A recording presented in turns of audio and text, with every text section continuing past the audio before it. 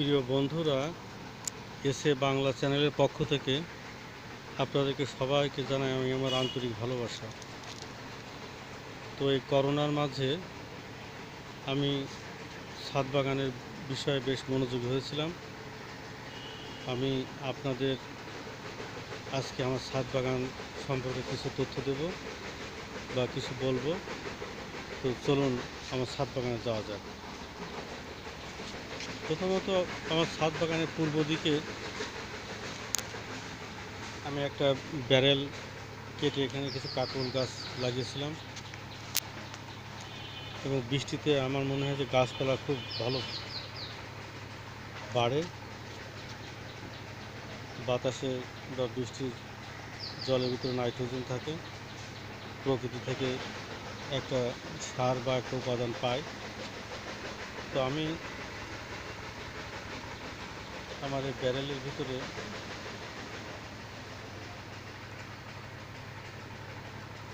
একটা যশোরের বিএডিসি, আমার বাড়ি সাধারণত এই এলাকায় যশোর শহরে, এই বিএডিসি থেকে আমি একটা লিচু গাছ কিনেছিলাম 150 টাকা দিয়ে, চায়না 3 লিচু গাছ। এটা লাগানোর ফলে গাছটা সুন্দর ঝাড় হয়েছে। দেখুন পাতাগুলো সুন্দর, এবং চারপাশ দিয়ে আমি কাঁকরোল গাছ লাগিয়ে দিয়েছিলাম। কাঁকরোল গাছগুলো ভালো গড়ন হয়েছে, এবং কুমড়ো গাছ আমি জানি না এত অল্প জায়গায় এত বেশি পরিমাণ গাছ হবে কি না, তারপরে ওটা আগ্রহ। আমি এখানে বেশ কিছু মাছা করেছিলাম,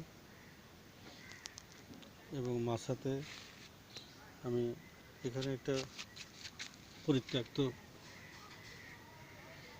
ব্যারেল আছে, সেখানে আমি পুঁইশাক গাছ এবং বরবটি গাছ, বিশেষত চাল কুমড়ো লাগানো আমার উদ্দেশ্য।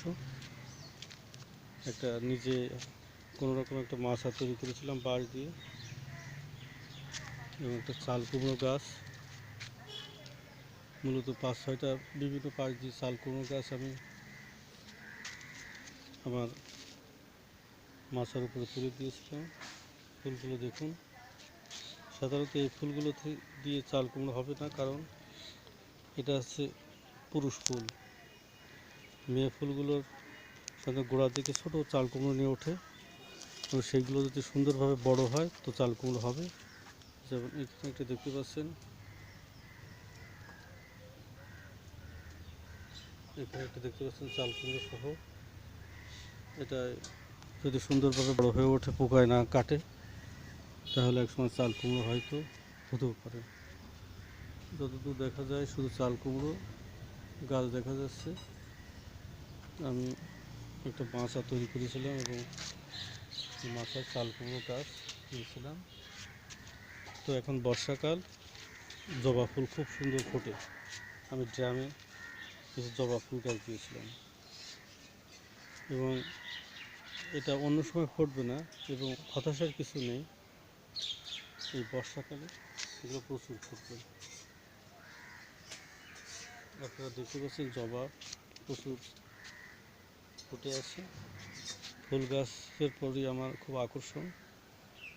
তো আমি কিছু রঙ্গন চারা এনেছিলাম, ছোট ছোট চারা। সেই চারা এখন অনেক বড় হয়ে গেছে। আর বেশ কিছু টগর গাছ আছে আমার 10টা মতো। টগরের চারাগুলো থেকে প্রচুর ফুল ওঠে। একটা রঙ্গন দেখতে পাচ্ছেন। আর আমি একটা চাল কুমড়ো গাছ আবার মাথায় তুলে দিয়েছিলাম। হয়, তবে একটা ব্যাপার, ছাদের উপরে এই বড় ফল জাতীয় যেমন কুমড়ো, লাউ, চাল কুমড়ো একটু কমই হয় আমার, যেটা অভিজ্ঞতা বলে। আমার ছাদের বয়স বেশি দিন না, 6 মাস। বেলি ফুল গাছ দেখতে পাচ্ছেন, বেলি ফুল প্রচুর ফোটে, বর্ষাকালে ফুল এটা। গাছটা লম্বা হয়ে যায়, তো টাইম ফুল পাবেন প্রচুর। এত ফুল চিন্তা করা যায় না যে টাইম ফুল কোথায় বলে যে কোনো রোগে লাগালে সেটা মরে না সাধারণত। পাশে একটা চুই গাছ লাগিয়েছিলাম, চুই গাছও বলে। এটা যদি পরিপূর্ণ 2-3 বছরের চুই হয় তবে 1000 টাকা কেজি। তো বাজার মূল্য খুব বেশি। হোটেলে লেখা থাকে চুই দিয়ে খাসির মাংস বা মাংস পাওয়া যায়। তো গাছ নিচে আমাদের এটা দোতলা ছাদ, নিচের তলায় আমাদের অনেক চুই গাছ আছে। তো যাই হোক, এটা চন্দ্রমল্লিকা একটা গাছ কিনেছিলাম, পরে সেখান থেকে অনেক চারা হয়েছে।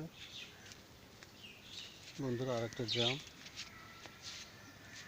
এখানে পুঁই শাক হয়েছে খুব। এই বছর অনেক আম হয়েছিল।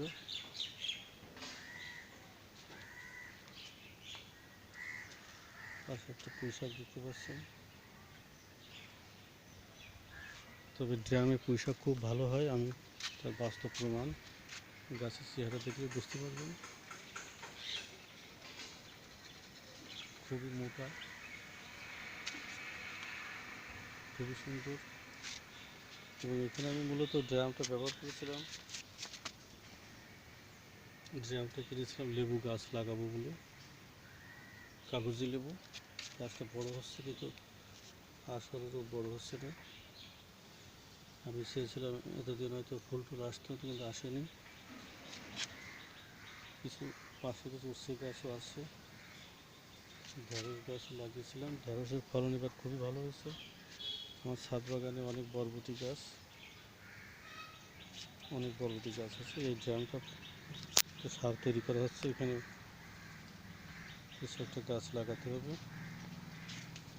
এটা একটা কমলা লেবু গাছ। এবং কমলা লেবু গাছ অনেকে বলেন যে পোকায় পাতা কাটে। এখানে কিন্তু গাছের সাথে এর সাথে মিলিয়ে এক ধরনের পোকা আমি দেখলাম, লেদা পোকা টাইপের। সেই পোকাগুলো পাতা খেয়ে ফেলে। গাছপালার প্রধান শত্রু পোকা, অপুষ্টি, বৃষ্টিপাত, অতিবৃষ্টি, অল্প বৃষ্টি, খরা।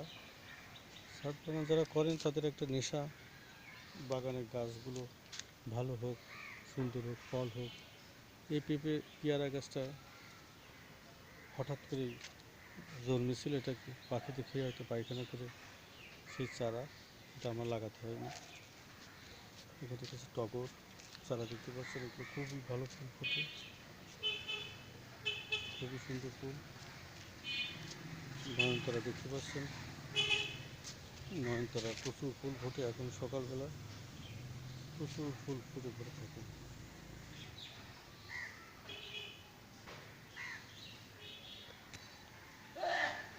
তো আমার ভিডিওটি কেমন লাগলো আপনারা আমাদেরকে জানাবেন।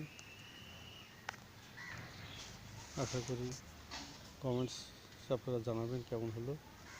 আর ভিডিওটি দেখার জন্য সকলকে ধন্যবাদ জানাই।